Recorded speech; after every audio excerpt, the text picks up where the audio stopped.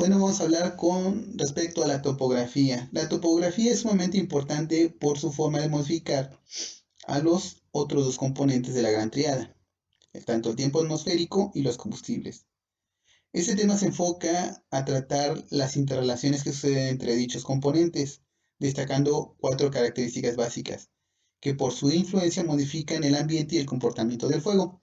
Entonces, cuando hablamos de la topografía o la configuración de la Tierra, es el más constante de los tres factores, ya sea el combustible o condición atmosférica, por eso es más fácil de predecir las influencias que tendrá la topografía en un incendio.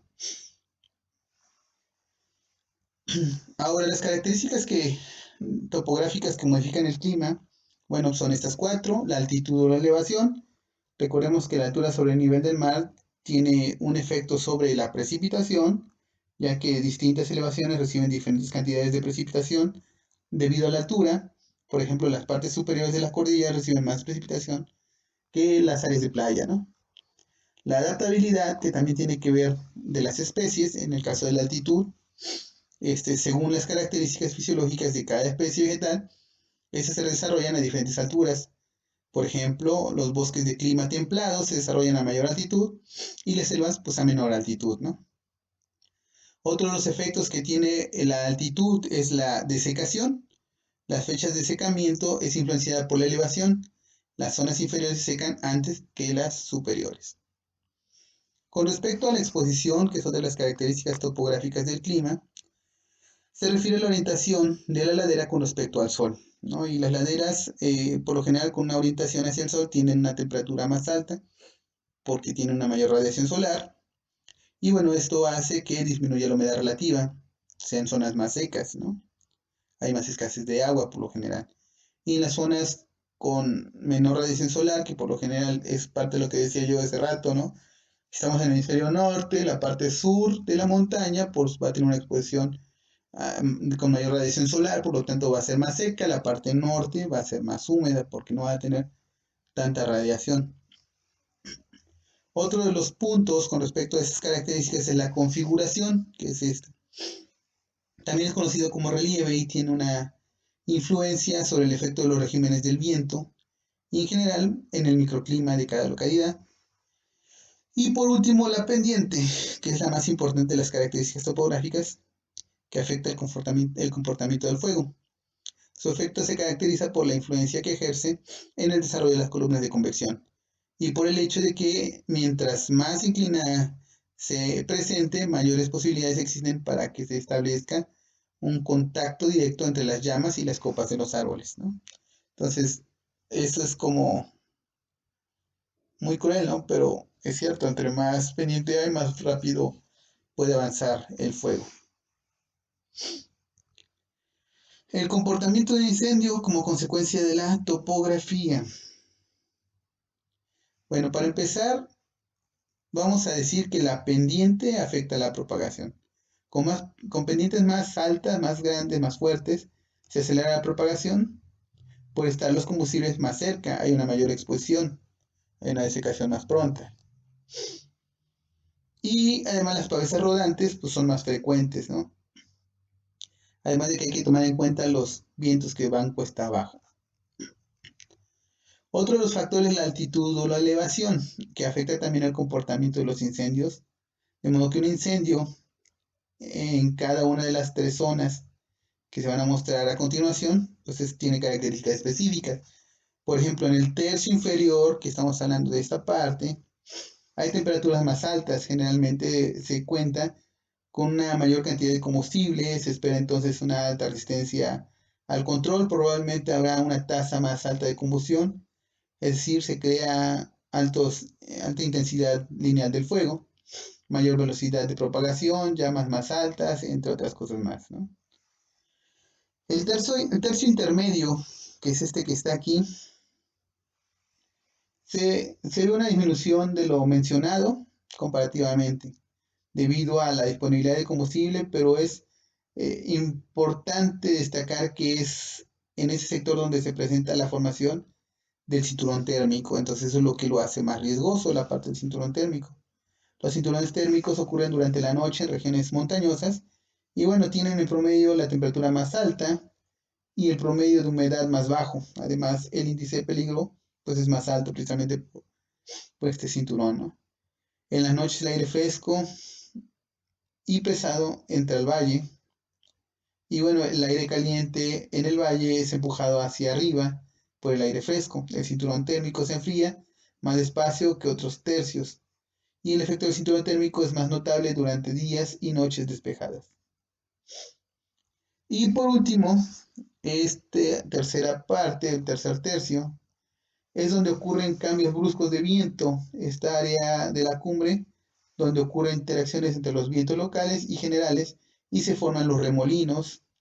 La propagación se reduce porque hay menos combustible por lo general. Entonces cada uno tiene una forma de comportarse, ¿no? Que es importante que nosotros podamos ir estudiando. El otro punto es la exposición solar. Cuando se conocen las distintas características del comportamiento del fuego en ciertas exposiciones, se puede usar esta información como una ventaja para decir la estrategia o decir la estrategia y las tácticas que se van a emplear. Otro aspecto importante es la configuración o el relieve, ¿verdad? Este aspecto, bueno, pues el viento sigue en sentido del cañón o quebrada. Recordemos que el viento normalmente va en el sentido del cañón, que es algo parecido o está relacionado con el efecto chimenea. Eh, en las curvas donde haya perturbaciones pronunciadas se puede esperar remolinos. Este fenómeno es similar al que ocurre en las cumbres, es decir, que los vientos son modificados para desigualdad de la superficie. Los terrenos montañosos representan la máxima superficie de fricción a los vientos y también son obstáculos de movimiento del viento. Cuando el flujo del aire cruza la cumbre de una montaña, su dirección y velocidad son influenciadas por la forma de la montaña. Las cumbres redondeadas tienden a alterar un bajo grado de flujo de aire, ¿no? En este caso, las cumbres redondeadas. Y bueno, es importante que sobre todo cuando los vientos son suaves o moderados, las cumbres abruptas, como en este caso, originan generalmente una turbulencia significativa junto con numerosos remolinos a sotavento. La transferencia de calor de una ladera a la otra es común en cañones estrechos. Esos cañones, por lo general amplios, no son muy importantes, salvo las consideraciones de exposición. Y las chimeneas o cañones muy estrechos se calientan las laderas a una tasa acelerada. El precalentamiento ocurre más rápido, se presenta una posible condición explosiva. Además de que las inversiones de la noche en un incendio en el fondo de un cañón puede quemar lentamente todos los gases y el aire caliente no puede escapar. Los combustibles se calientan, pero les falta el oxígeno para arder. Una ruptura de la inversión térmica a la media mañana puede producir una explosión, o sea, una tasa tan alta de combustión, por lo que no hay nada que hacer hasta que se reduzca la condición. Entonces, por eso es importante tener cuidado con los cinturones térmicos, porque puede generar explosiones y eso es algo de lo más delicado que puede haber cuando hablamos de apagar un incendio forestal. Con respecto al comportamiento del fuego, extremo del fuego, perdón. Bueno, algo que habíamos mencionado es que la orientación es bien importante, ¿no? Y ya habíamos mencionado un poco porque tenía que ver con el asunto de la exposición. Cuando hablamos del comportamiento del fuego, el comportamiento extremo, este tema es como más delicado. Yo creo, me gustaría, si después tenemos la oportunidad, volver a mencionarlo como más al detalle. De hecho, toda esta información tiene que ser como más a detalle. En el caso del comportamiento extremo del fuego, indica el nivel de comportamiento del fuego que ordinariamente impide el ataque directo, ¿no? Y los pronósticos son difíciles porque frecuentemente los incendios son muy inestables y a veces el comportamiento es muy peligroso. Entonces, por lo general, se pueden observar los siguientes fenómenos en un incendio extremo, errático o severo, ¿no? Primero, que pueden haber altas velocidades de propagación. Se propaga demasiado rápido el incendio. El segundo, las altas tasas de desprendimiento de calor.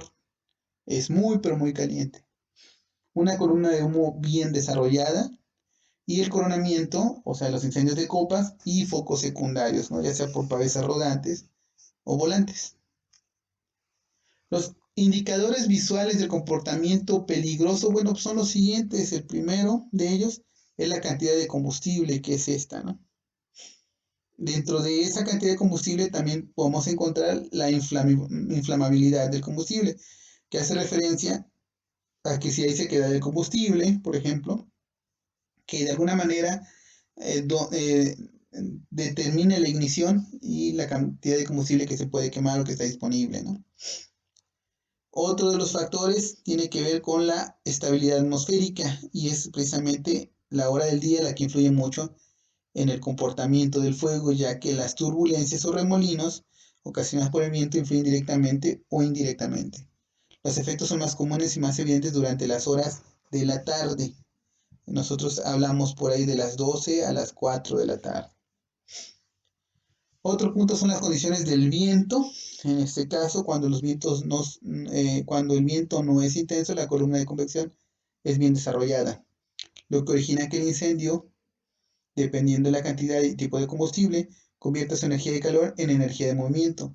Esta situación permite en ocasiones que el incendio genere sus propias condiciones atmosféricas y cuando eso ocurre, su comportamiento se torna inestable, ocasionando un crecimiento en la intensidad y la altura lineal del fuego. Otro punto es la topografía. La topografía tiene gran influencia sobre el comportamiento del fuego. Si el incendio avanza por la pendiente fuerte, equivale a un aumento en la velocidad del viento. Se sabe que los incendios pueden avanzar rápidamente cuesta arriba, desarrollando una fuerte columna convectiva. Al llegar a la cumbre se detienen. Y bueno, el segundo efecto principal de la topografía es que al subir el incendio a elevaciones más altas, se enfrenta a una variación de las velocidades de los vientos al quemar cuesta arriba en elevaciones donde la velocidad del viento está a su máxima. La columna de convección se puede desarrollar rápidamente. Y en el siguiente punto vamos a hablar de las probabilidades de focos secundarios. Para que nosotros podamos identificar esas probabilidades o pronosticarlas, se deben de tomar en cuenta los siguientes aspectos. Primero, el tipo de combustible y la distancia de dispersión que tienen los combustibles. También si hay o no presencia de vientos y la disponibilidad de combustible. Cuando la intensidad del viento aumenta, también aumenta la producción de focos secundarios, considerando algunos factores del comportamiento del fuego, como son la humedad del combustible, el tipo, la disposición del mismo y velocidad del viento. Es posible pronosticar la probabilidad de focos secundarios en áreas forestales distantes al incendio. Con respecto a los incendios de copas, ya me cansé de estar hablando, pero bueno, ya casi terminamos, así es que no se preocupen.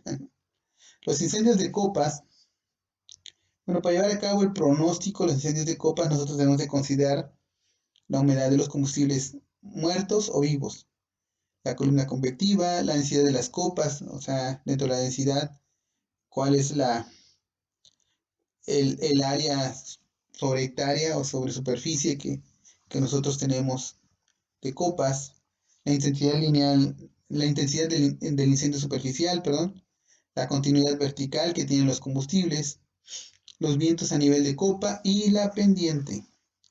Para sostener un incendio de copa, es decir, uno que corre largas distancias, normalmente se necesitan vientos y o pendientes fuertes para que las llamas lleven el calor convectivo a otra copa. En el caso de los remolinos de fuego, bueno, pues los factores principales son 4, es el calentamiento de la superficie, el cual ocurre con la exposición directa al sol, que provoca un gran estrato calórico de aire inestable sobre la superficie. En el caso 2 son los vientos ligeros. Los remolinos normalmente comienzan porque dos vientos vienen de diferentes direcciones y ocurre más frecuentemente cuando son ligeros o moderados. Puede resultar de cualquier perturbación en los flujos del aire, situando situaciones favorables para que estos son los lados o sotaventos de una colina o cañón donde cruzan vientos locales. El punto 3 o el factor 3 son las atmósferas inestables. Normalmente fomenta fuertes columnas convectivas de aire que producen vientos hacia la fase de la columna. Indicadores de inestabilidad pueden ser el desarrollo de nubes cúmulos, humos que suben a grandes alturas y remolinos de polvo. Y el último factor que tiene que ver con la formación de remolinos de fuego es el calor intenso en un incendio. Por lo general se produce una estabilidad extrema y la convección fuerte y vientos en base de las llamas, rendimientos altos de energía de los combustibles ligeros secos cuando la humedad está muy baja. Este último factor no es siempre un requisito porque los remolinos se desarrollan fácilmente por encima del desierto, campos áridos y otras superficies que absorben calor. Los factores de incendios explosivos, los principales factores de incendios explosivos son la columna convectiva bien desarrollada, la atmósfera inestable, las grandes cantidades de combustibles secos, los vientos fuertes o muchos focos secundarios y las pendientes fuertes como cañones angostos o barrancas muy estrechas.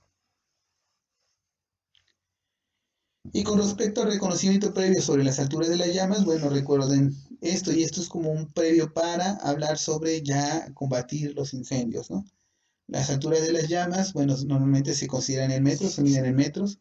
Cuando hablamos de un metro menos de un metro, perdón, de altura, bueno, el ataque puede ser por la cabeza y por los flancos, tanto derecho como izquierdo, y pueden ser efectivas las herramientas manuales, o sea, no hay tanto problema, ¿no? Son incendios superficiales. Cuando son de 1 a 3 metros, bueno, la intensidad calórica ya es más alta e impide el ataque directo con herramientas manuales. Sin embargo, todavía podemos tomar algunas estrategias para poder hacer un ataque. De 3 a 4 metros, bueno, la intensidad calórica ya es muy alta y principian los fenómenos de coronamiento y focos secundarios. Entonces, en este sentido, nosotros ya no podemos hacer un ataque directo porque estaríamos en riesgo. Y bueno, más de 4 metros, pues ya definitivamente ni lo digo, ¿verdad? Es un incendio de copas y bueno, hay focos secundarios por todos lados y por lo general los avances llegan a ser de 1 a 5 kilómetros por hora, en algunas ocasiones todavía hasta más.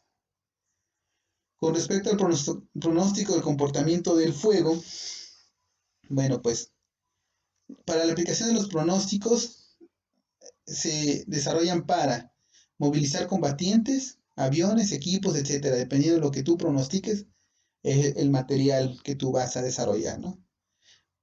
Tanto recursos humanos como materiales.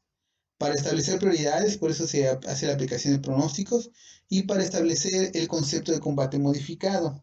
Cuando hablamos de combate modificado, podemos hablar del combate total, podemos hablar también del combate encerramiento y podemos hablar del combate de confinamiento.